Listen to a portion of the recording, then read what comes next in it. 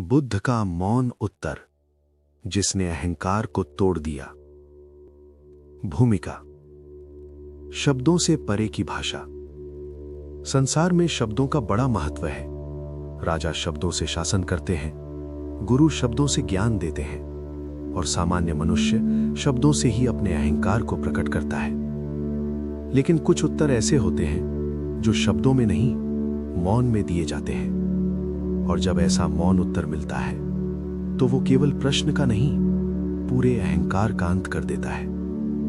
ये कहानी है गौतम बुद्ध के मौन उत्तर की, जिसने एक घमंडी विद्वान, एक क्रोधित राजा और अनगिनत लोगों के अहंकार को चूर चूर कर दिया।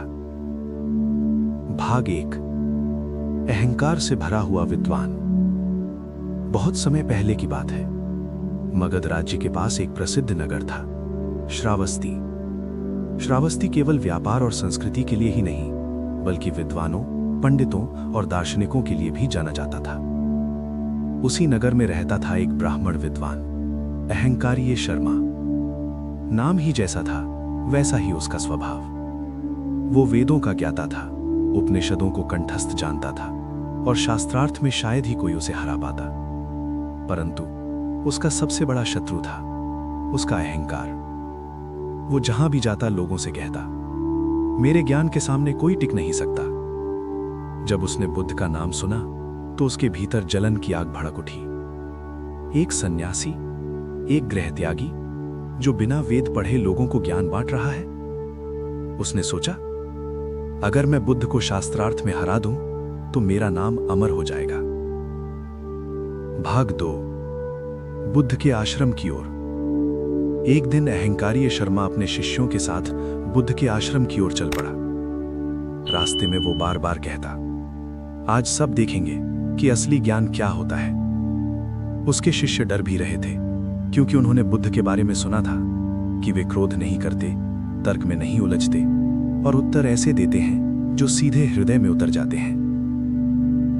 आश्रम पहुंचे तो दृश्य बिल्कुल अलग था। न कोई शोर, न कोई प्रचार, न कोई मंच।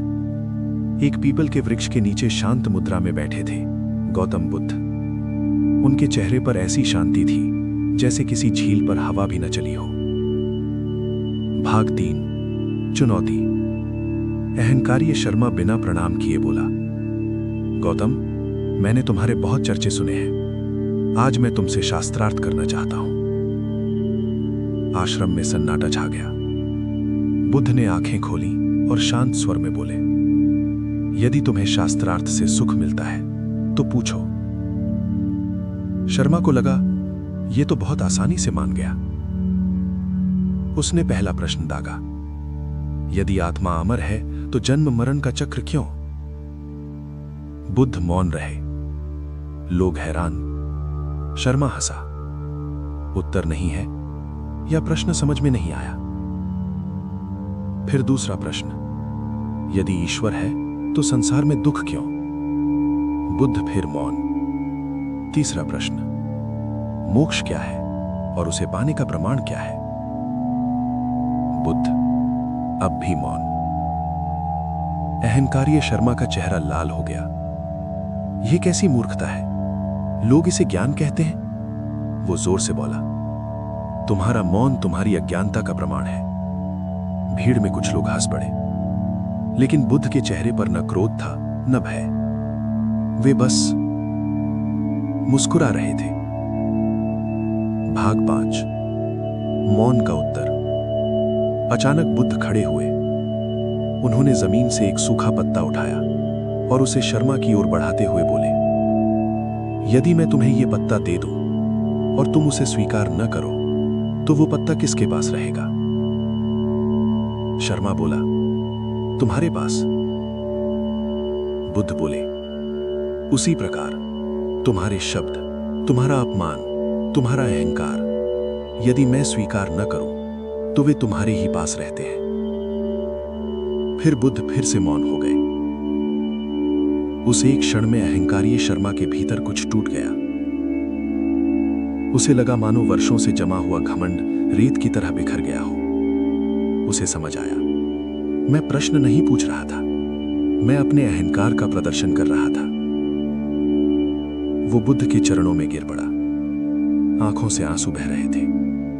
मुझे क्षमा करें, मैंने ज्ञान नहीं, केवल अपनी श्रेष्ठता ढूंढी। बुद्ध बोले, अहंकार सबसे बड़ा अज्ञान है। जहां प्रश्न अहंकार से जन्म लेता है, वहां उत्तर मौन में ही मिलता है। उन्होंने कहा, जो स्वयं को जान लेता है, उसे किसी को हराने की आवश्यकता नहीं रहती। भाग 8, राजा का क्रोध। इस घटना की चर्चा राजा प्रसेनजित तक पहुंची। राजा ने सोचा, यदि बुद्ध मेरे दरबार में मौन रहे तो यह मेरी सत्ता का अपमान होगा। उसने बुद्ध को दरबार में बुलाया। दरबार भरा हुआ था। राजा ने कठोर स्वर में पूछा, क्या तुम मुझे राजा मानते हो या नहीं? बुद्ध मौन। राजा गुस्से से कांपने लगा। उत्तर दो। बुद्ध ने धीरे से कहा, जो स्वयं को राजा मानता है, उसे किसी की स्वीकृति की आवश्यकता नहीं। राजा स्तब्ध। उसका क्रोध पिघल गया। उस दिन राजा ने समझा कि सत्ता तलवार से नहीं, आत्मज्ञान से चलती है। बुद्ध का मौन दरबार की सबसे ऊंची आवाज बन गया। भाग 10, कहानी की सीख। इस कहानी की सबसे बड़ी सीख, हर प्रश्न का उत्तर शब्द नहीं होता, हर अपमान का उत्तर प्रतिक्रिया नहीं होता, और हर संघर्ष जीतना आवश्यक नहीं होता। कभी कभी मौन ही सबसे बड़ा उत्तर होता है। जीवन बदल देने वाली सीख। गौतम बुद्ध की अत्यंत प्रेरणादायक कहानी। बुद्ध के जीवन में अनेकों प्रेरक प्रसंग हैं, परंतु ये कहानी उनमें से एक ऐसी घटना के इर्द गिर्द घूमती है जिसने न केवल एक व्यक्ति का जीवन बदल दिया, बल्कि आज भी सुनने वाले को भीतर तक हिला देती है। ये कथा क्रोध, अहंकार, दुख, भ्रम और जागृति के बीच बनी एक गहरी यात्रा है। एक ऐसी यात्रा जिसमें एक साधारण मनुष्य बुद्ध के समक्ष अपने टूटे हुए जीवन को लेकर खड़ा होता है और सिर्फ एक सीख उसका अस्तित्व बदल देती है। कहानी का आरंभ। प्राचीन मगध की धरती, शांत सुंदरता, हरियाली और विशाल वृक्षों से ढकी भूमि। इसी भूमि के पास बसा एक छोटा सा गांव था, सिद्धवन। ये गांव अपनी सादगी, मेहनतकश लोगों और शांति के लिए जाना जाता था। लेकिन उस गांव में एक व्यक्ति ऐसा भी था जिसकी कहानी बाकी सबसे अलग थी। उसका नाम था अर्जुन। गांव में सब उसे जानते थे क्योंकि वो कभी गांव का सबसे खुशहाल, सफल और प्रसन्न चित्त व्यक्ति हुआ करता था। उसके पास जमीन थी, खेती थी, परिवार था और लोगों के बीच सम्मान था। लेकिन समय ने करवट ली और सब कुछ बदल गया। एक साल बाढ़ आई, खेत बह गए।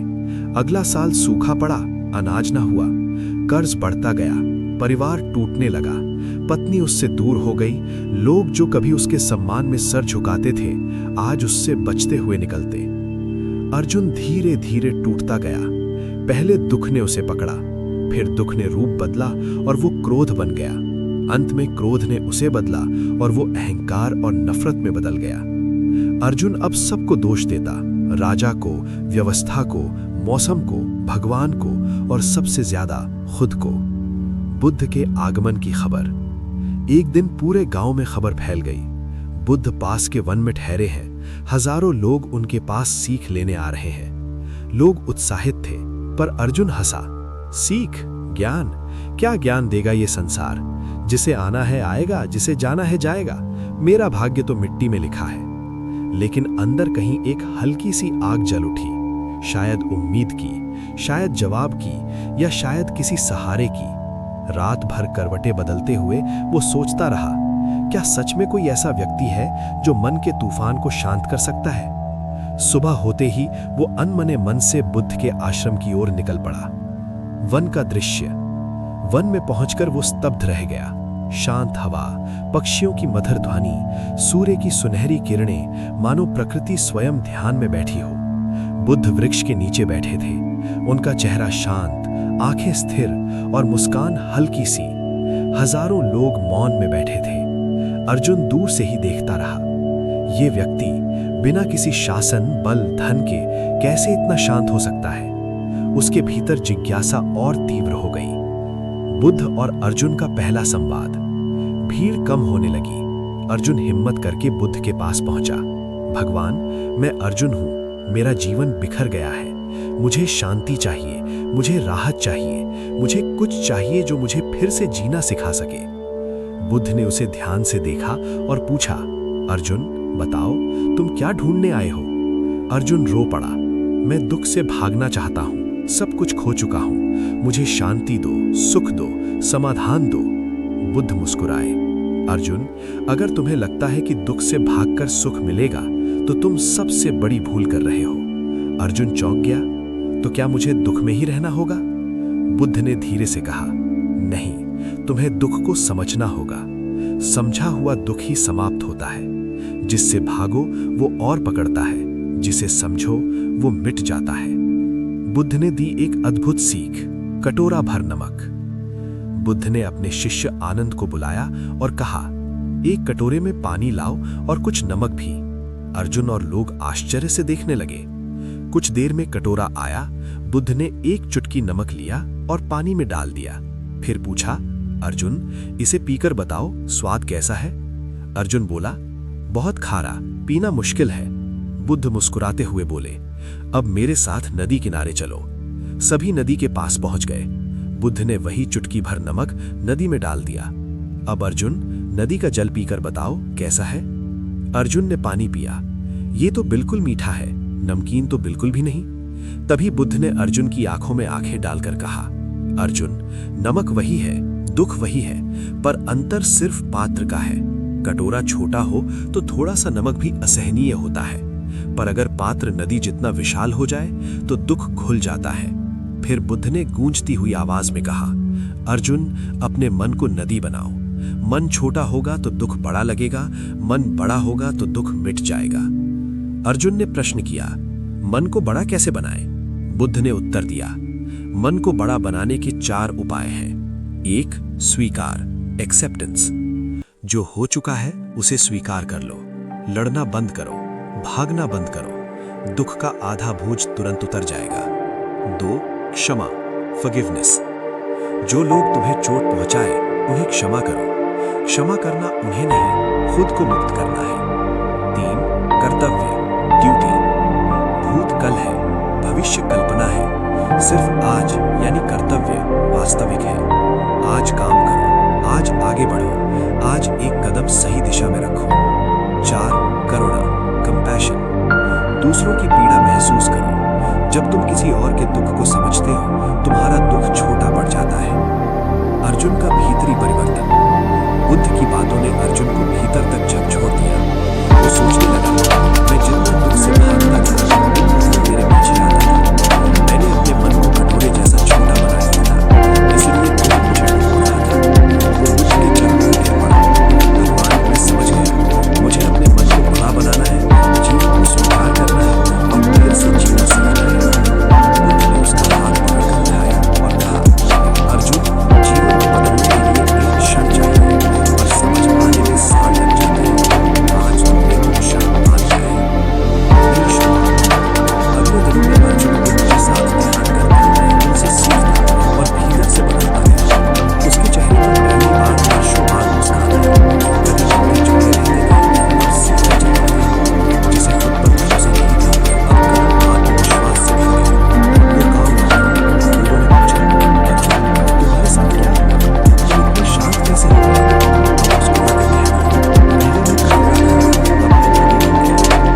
धीरे धीरे उसने काम करना शुरू किया। कर्ज चुकाने में समय लगा, पर उसने हार नहीं मानी। लोग जो कभी उससे छोड़ गए थे, अब उससे सीखने लगे। परिवार भी उसके पास वापस आया। अर्जुन का जीवन फिर से खिल उठा। महान सीख।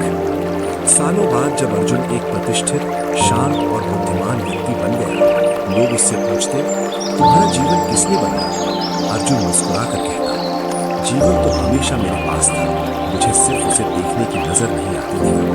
वो एक चुटकी नमक और बुद्ध की एक सीख मेरी पूरी दुनिया बदल गई। एक व्यक्ति का जीवन बदल दिया, बल्कि आज भी सुनने वाले को भीतर तक हिला देती है। ये कथा क्रोध, अहंकार, दुख, भ्रम और जागृति के बीच बनी एक गहरी यात्रा है। एक ऐसी यात्रा जिसमें एक साधारण मनुष्य बुद्ध के समक्ष अपने टूटे हुए जीवन को लेकर खड़ा होता है और सिर्फ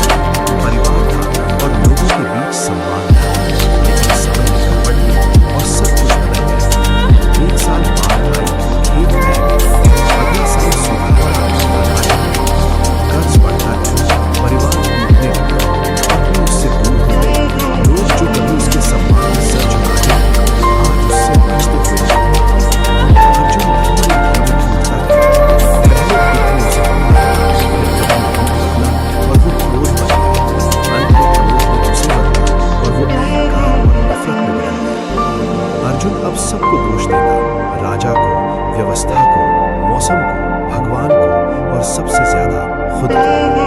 बुद्ध के आगमन की खबर। एक दिन पूरे गांव में खबर फैल गई, बुद्ध पास के वन में ठहरे हैं। हजारों लोग उनके पास सीख लेने आ रहे हैं। लोग उत्साहित थे, पर अर्जुन हंसा। सीख, ज्ञान, क्या ज्ञान देगा ये संसार? जिसे आना है आएगा, जिसे जाना है जाएगा। मेरा भाग्य तो मिट्टी में लिखा है। लेकिन अंदर कहीं एक हल्की सी आग जल उठी, शायद उम्मीद की, शायद जवाब की, या शायद किसी सहारे की। रात भर करवटें बदलते हुए वो सोचता रहा, क्या सच में कोई ऐसा व्यक्ति है जो मन के तूफान को शांत कर सकता है? सुबह होते ही वो अनमने मन से बुद्ध के आश्रम की ओर निकल पड़ा। वन का दृश्य। वन में पहुंचकर वो स्तब्ध रह गया।